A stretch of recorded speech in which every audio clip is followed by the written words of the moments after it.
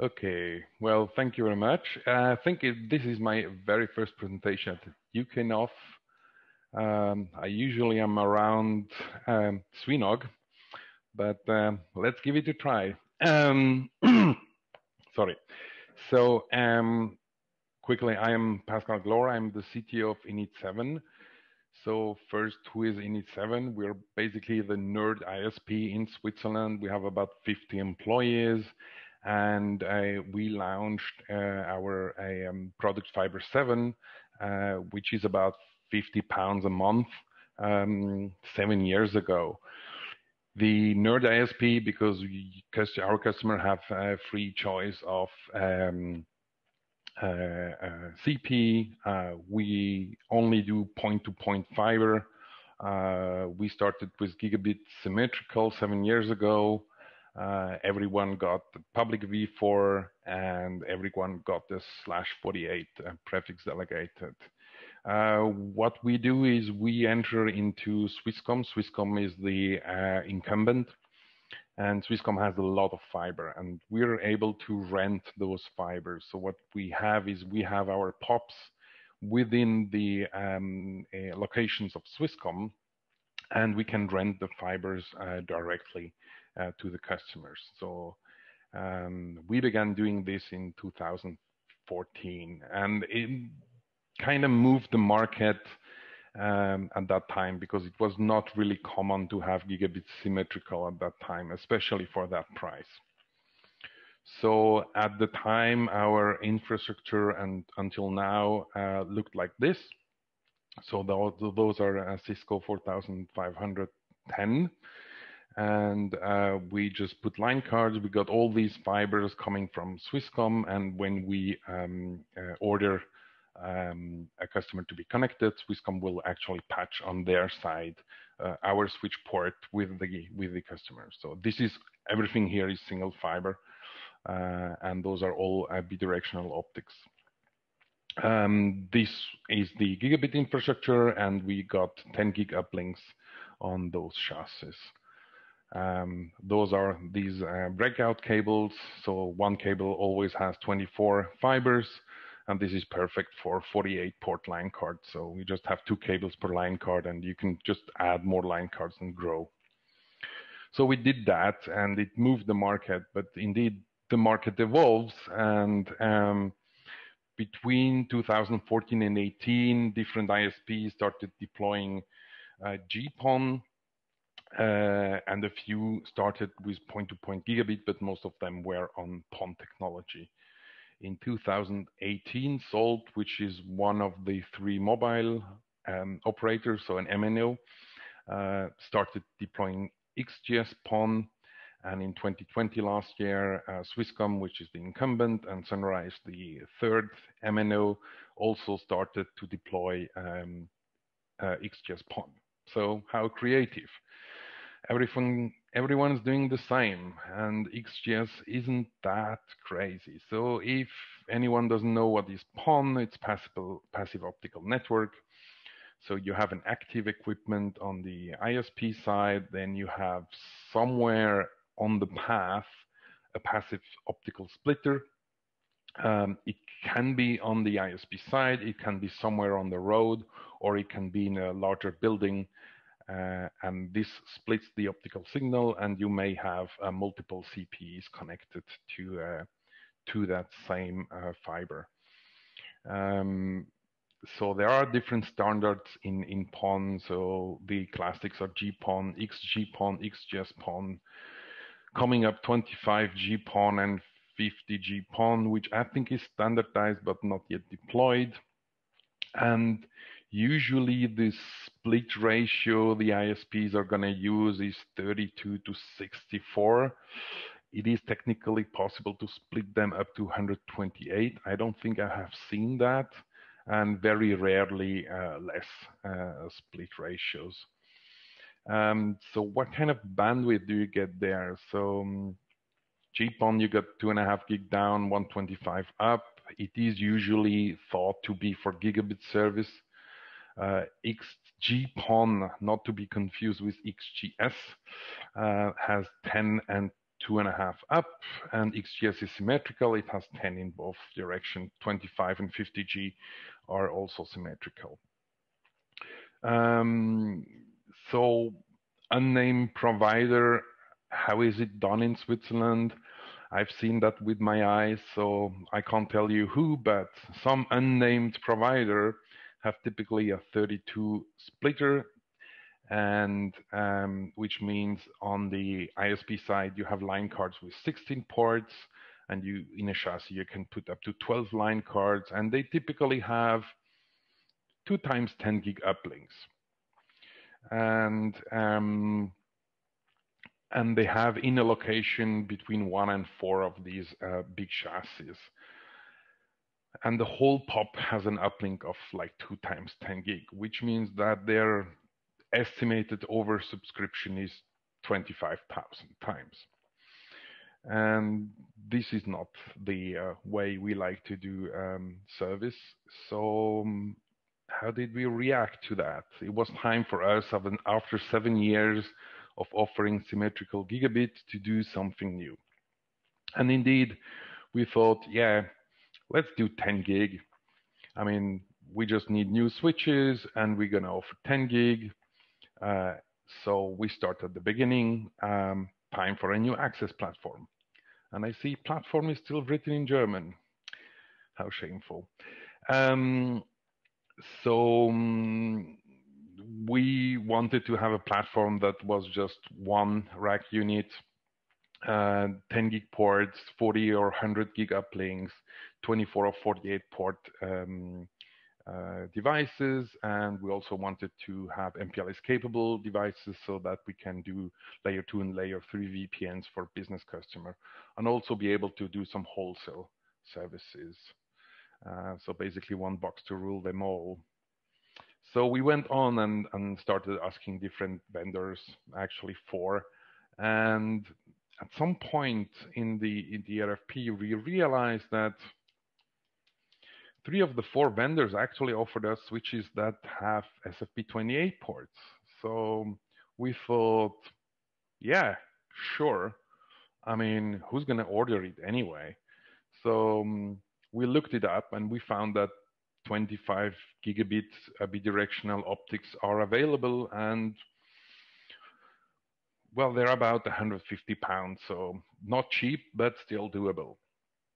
So we went and we chose that platform, the Cisco 9500, which has 48 ports, SFP28, 4 times 100 gig uplinks. And in larger POP, where we have a lot of switches, we use the 32C, which is basically only 100 gig to aggregate all the switches in a star topology together. We started deploying that as a silent rollout. We didn't tell anyone because we wanted really to do the announcement for the 7-year anniversary of our Fiber 7, our gigabit symmetrical product. So we got hardware, we got configuring, lots of configuring. Then I thought it was a good idea to break my hand. I actually broke my little finger, but still that didn't stop me. So we continued configuring. We had a lot of garbage to put away. Then my hand got better. And then we started deploying.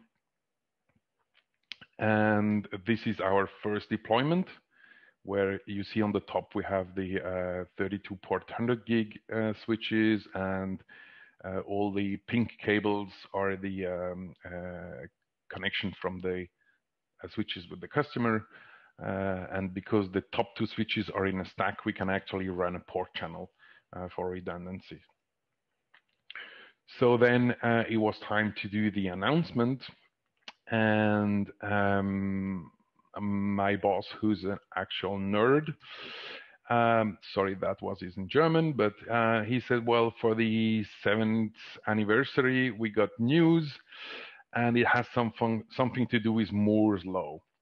And what does it mean? And he said, well, we're going to publish the answer on Tuesday. It was, I think, 2 days before. And within hours, someone did it right, actually. with an 18-month doubling, it was actually perfect on 25 gig. So we also started to do some advertising indeed. This is on Swiss German, so even if you can do German, that's not readable. Basically, it means maybe a little bit more, please. And yeah, 25 gig. Just to let you know, you have 5 minutes left. Thank you. Meanwhile, the other providers still advertise that they have the fastest internet in the world, based on their Ookla result on last year. And completely unplanned, Nokia and Proximus claim first 25 gig fiber network. Yeah, almost. It's PON, so not really. Also, something I didn't mention. Now you can order 10 and 25 gig, but we're still on the same price. The only difference is the setup fee because of the more expensive optics, yeah,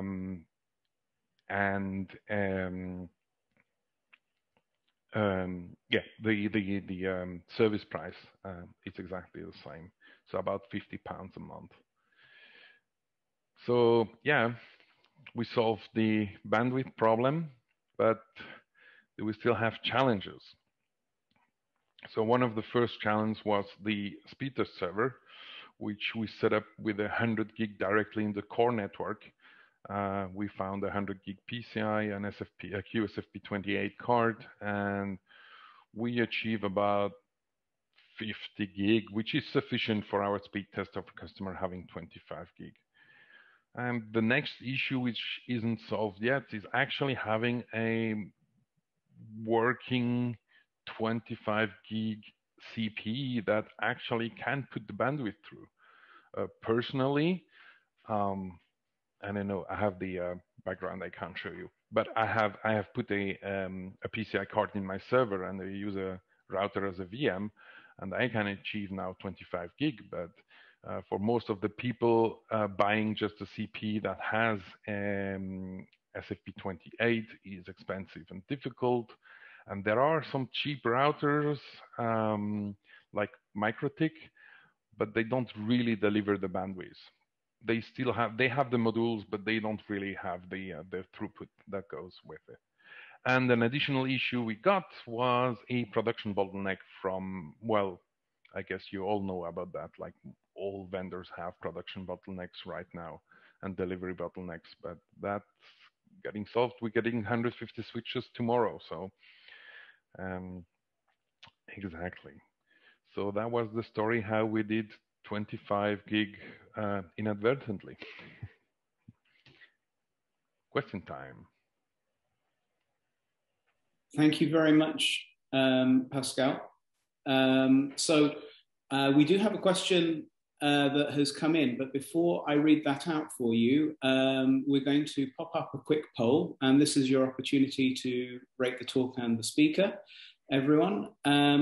So the question we have in the Q&A is from Ed Daniel, and he asks, IPv4 dual stack support, does the CPA get a /48 or a /64, etc., etc.?